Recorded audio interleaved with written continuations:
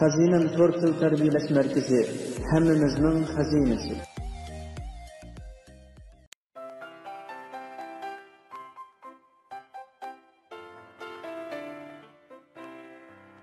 Şamdiki şi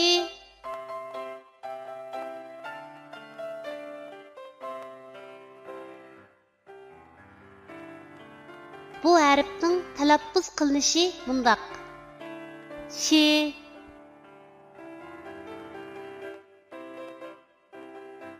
Endi bu harfni o'z ichiga olgan misollarni ko'rib o'tamiz. Şining beshidan ulindigan shakli. Misol: Şaptul. Şining bosh va oyog'idan ulindigan shakli.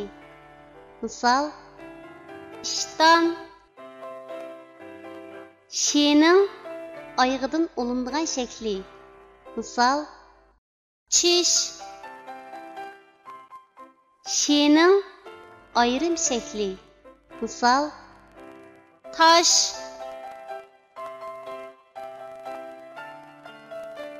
Tuanda biz rasmga birlashtirib, yuqorida o'rganib o'tgan harfning to'g'ri yozilish tartibini mashq qilib o'tamiz. Şaptul şi harfining beshidan ulinib keladigan shaklning yozilish tartibi.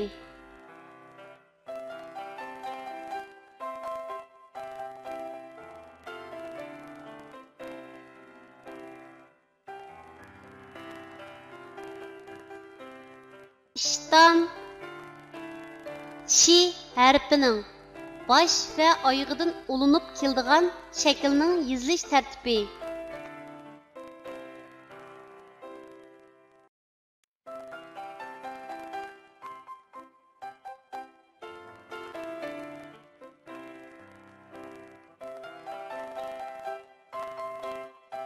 Çiş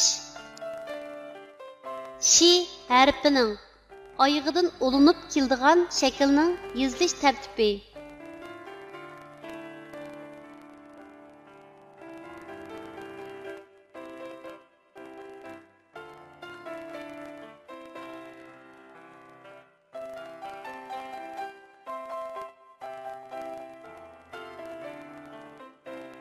Taş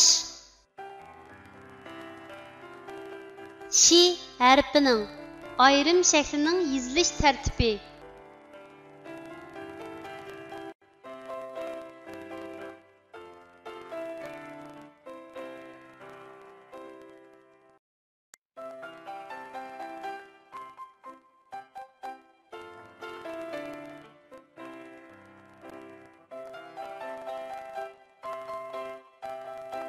Kichik do'stlar, tuandagi so'zlarni menga aytib o'qinglar.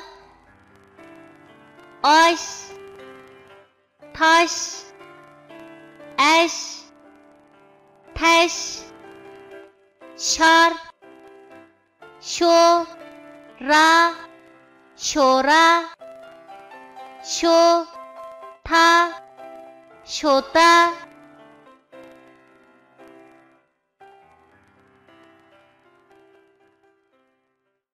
Derslerimiz Türk dili, İngiliz dili, Rus dili, German dili, Uyghur dili grammatikasi, Xitoy dili, matematika, bolalar ana tili, bolalar ingliz dili, boshlang'ich seviye, ul seviye, o'rta seviye. Tarbiyalash muddati